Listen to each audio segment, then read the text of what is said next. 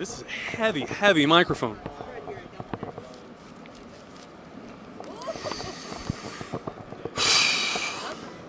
Step closer to me if you don't mind. You got it. All right, countdown in 3, 2, and 1. Welcome into MetLife Stadium. He's Keith Mills of the Navy Radio Network and WBAL TV. I'm Luke Slaybaugh. We're at MetLife Stadium, home of the New York Football Giants, and some would say Jets. Maybe the Jets. And now we've got the World Cup coming here, the World Cup final, huh? How big is that? That's a big one. But first and foremost, a matchup of number 12 Notre Dame and number 24 Navy. The stakes could not be higher than we had predicted at the start of the year. Yeah, no question about it. I actually think the pressure's all on Notre Dame today. You know, they lost a game earlier in the year. Their NCAA playoff stakes are high. You know, Navy's coming in here, obviously 6-0, playing at a high level of football, but the pressure's on them to win. They're the nationally exposed team, as not that Navy is not, but you know they've got all the all the style and all that stuff that goes with being a Navy football team. But when it comes down to what's going to happen on the field, I think this Navy team is built, unlike the last couple of years, to make a serious run at this game. And because they can pass the ball, they have a diverse offense, they can beat you in a lot of different ways. Marcus Freeman, the coach of Notre Dame, was talking about that this week, that this is a completely different team, Luke, than we saw here last year. Different in scheme and different in style. You mentioned quarterback Blake Horvath, 10 passing touchdowns already this year, 3 shy of the single-season record set by Ricky Dobbs at Navy. What has Blake Horvath meant to this team this year? Just a complete 360 from what we've seen the last couple of years. No knock on Ty Levitine and Xavier Arline. You know, Blake gives that passing element. You know, he started the first couple games, or he played the first couple games last year, and then broke his hand, so missed the whole season. But his ability not just to execute the passing game, but get to the line of scrimmage, figure out where the defense might be vulnerable, change the play at the line of scrimmage, attack the flats, attack the deep thirds with the passing game, his play action, his ability to tuck it and run, his ability to run the option, everything you want in a quarterback at this level to handle what Drew Cronick's new offense means gives Navy a great chance to win this football game. He is playing lights out. He's among the top quarterbacks in the country. You mentioned all the pressure being on Notre Dame, and one of the reasons why week 2 they slipped up against Northern Illinois, fell in the rankings, losing to an unranked MAC team.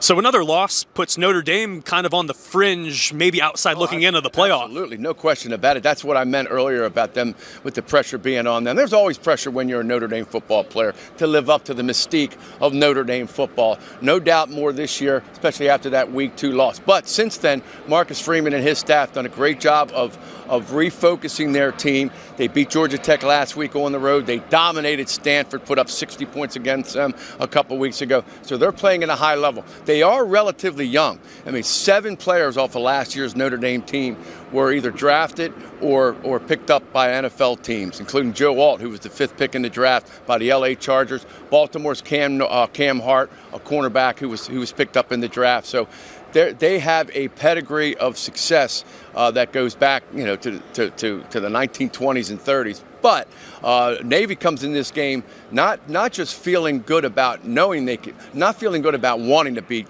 Navy. I think they know they can beat Navy. Mm-hmm. I mean, they can beat Notre Dame. I'm sorry. Yeah. 5 consecutive wins for the Irish. How much do you think that upset comes up, though? The fact that it can be done. You're not going in cold like you were last year in Ireland. There's evidence to prove that a team that might not have the NFL talent going up against an injured Notre Dame team could pull off a 13-point upset. No question about it. I mean, it's spread 13. You can take what you want with that. But, you know, this is the 3rd time that Navy has played in this stadium. The first was 2010 against Notre Dame. Navy beat the Irish that day, and then a couple of years ago, 3 years ago, the Army-Navy game, that classic game here, the Diego Fagot game, where he had the fake punt for a first down and then stopped the Army offense on the last play of the game to win the game. With that said, there's no doubt that Navy goes into this game thinking they can win this football game. You know, the fact that they're 6-0 is one thing, but a month ago when they beat Memphis coming off the Florida State game, Memphis was the hip sheet team that week, coming off the big win against Florida State, and Navy put up 56 on them. Navy's challenge today defensively will be to stop a high-powered offense that can score with great athletes. But I think they can attack this defense like we probably haven't seen in a couple of years with this multi-diverse offense from Drew Cronick. You want to talk about dynamic offense on Notre Dame's side. Quarterback Riley Leonard, the Duke transfer, has multiple 100-yard rushing games this year.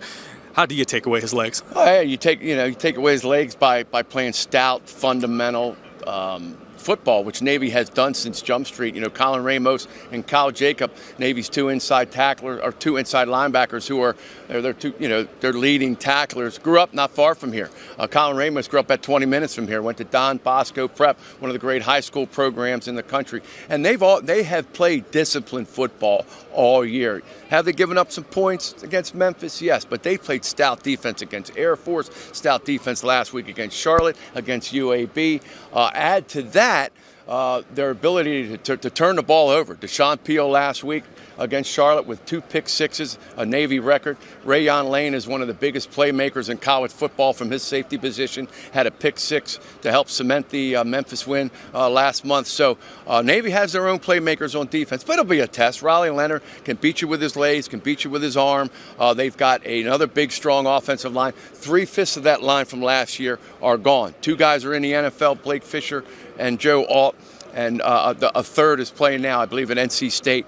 But Pat Coogan and Rocco Spindler are back. And if there's a Notre Dame kid who should be at Notre Dame, it's Rocco Spindler. Yeah. Newt Rockne going back to his days. Yeah. But it's going to be a difficult task for P.J. Volker's defense because of the athleticism of Notre Dame's offense. Yeah, you mentioned Newt Rockne and those teams in the 20s and 30s that brought championships to the Irish. And then, of course, World War II comes along. Navy helps out. There's more enrollment at Notre Dame.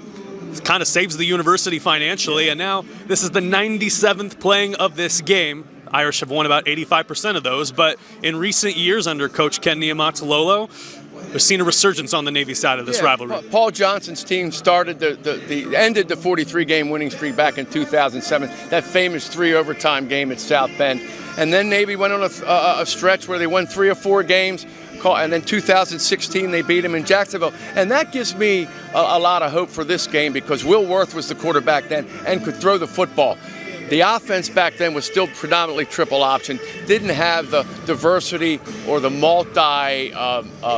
dimensional aspect that Drew Cronick's new offense does. But Will could throw the ball. As a matter of fact, the play that clinched the game was about a 20-yard pass over the middle to Jameer Tillman that clinched a 28-27 win. So I'm not so sure that Brian Newberry and his staff have gone back and watched tape of that. But I guarantee you the players have heard about it, and they know about it. That's recent history. 8 years ago, that happened in Jacksonville. But here we are at MetLife, the home of the Giants and Jets. And I guarantee you everyone in that locker room now, Luke, is talking about do your job.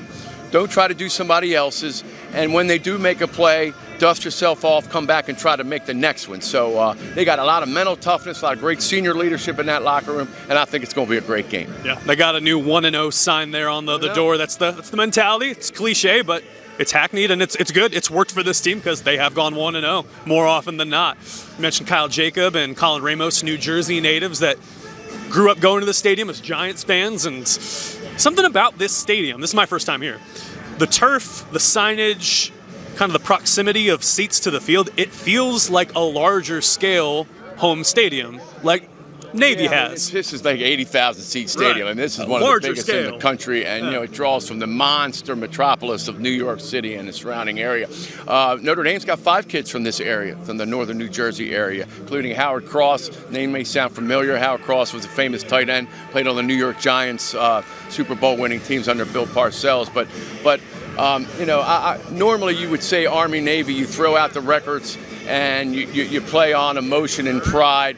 Can't throw out the records this year because Navy's 6-0 record has brought attention nationally right now. Haven't seen that in a while, justifiably, because their offense is producing as well as any offense in college football, and their defense is playing at a stout level. And Notre Dame's Notre Dame. So there's a reason this game is on national TV at 12 noon, and it's the only game that people are going to be watching because of the Navy-Notre Dame tradition, the 97th game. The fact that Navy is now once again a national storyline, and the fact that it's Notre Dame, the Fighting Irish, which carries its own clout and cachet. Yeah, Navy's been inundated with national media attention this week. Fox Sports, ESPN, CBS, all doing features on the yard, interviewing coaches and players. It's huge. They're used to it. Army-Navy is a separate animal in itself, as you know, Luke. You've been a part of it now for a couple of years. There's no bigger game in America than Army-Navy. This is a big one, but it's not as big, no disrespect to this one, as Army-Navy, and that is going to be played next month or in December 14th, and who knows, we may have a Army-Navy doubleheader this year. We'll talk about that at another date, but that remains to be seen. When we were talking in the office about Army joining the conference, we kind of threw it around as a joke. It's like, there is a non-zero chance that we could play them in a conference championship game, and it's looking like that could happen. At least Army right now, the front runner in the conference. Going to lead me into my pick to click today. Feel like the weight is on the shoulders of Connor McMahon at left tackle. He's the number 3 rated tackle, according to Pro Football Focus, among one of the standouts this year in pass blocking. Number 3 in pass blocking. I feel like if they're going to avoid third and long situations, it comes down to Connor. Yeah, that's a great point. Connor and the offensive line have been nothing short than outstanding this year, and that's always an issue at the academies. Can the offensive line hold up against the big boys, the Notre Dames and certain like that? But this team has proven that the offensive line is the catalyst for everything they want to do. They are multi-talented. What I mean, they can push the pile and straight ahead blocking. Connor McMahon, the 2 tackles, McMahon and Javon Bouton, can both pull and get out and lead the option or lead the jet sweeps or lead that play action bootleg passing game. The end around to Nathan Kent against Air Force. Connor McMahon was 20 downfield, leading the block. They only needed 1 block to spring him, and he threw it. So, Connor, Brent Self, Javon Bouton, the 3 seniors on this offensive line, and then you have Ben Purvis and Cam Nichols, the other 2 underclassmen. But the 3 seniors are as close as a unit as we've seen here in a long, long time, going back to probably the 2019 offensive line led by David Forney, the late David Forney, and Ford Higgins. So Connor getting his just due, but don't be afraid to throw some kudos out to the rest of those guys on the O-line. They have been stout and lights out this year. They've had some standout plays. Ben Purvis throwing huge blocks that have been highlighted on national TV. They're great. And defensively, Rayon Lane having another great year, number 7 ranked safety per Pro Football Focus. I think the secondary is going to have a lot of weight on its shoulders and potential one-on-one matchups. They're going to be tested because the skill level of Notre Dame, no disrespect to Memphis, is probably as elite as you're going to see all year for a Navy defense. So, Riley Leonard, the transfer from Duke, as we mentioned, he can run it. He can also throw it. Deshaun Peel, Rayon Lane, Andrew Duhart, those guys are going to be Mabidi Williams. They're going to be tested today. They all, Notre Dame always has a really good tight end. Matthew Evans is that kid this year. 2 or 3 Notre Dame tight ends are in the NFL right now, led by Michael Mayer. So, but Ray's been up for the challenge. He's one of the premier playmaking defensive backs in all of college football. We saw what Deshaun could do last week in that big win against Charlotte. So, bring it on. They're saying, let's go. Let's go. Let's see how we stack up.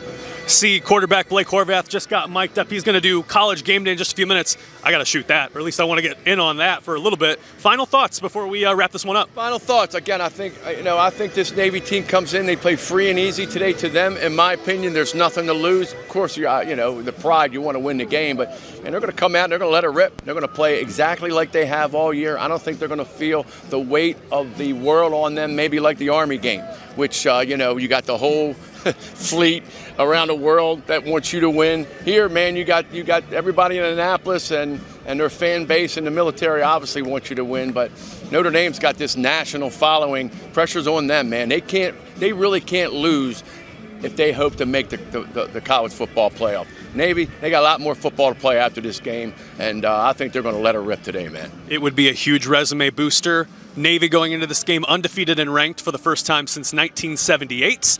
Trying to beat multiple ranked opponents in a season for the first time since 1958.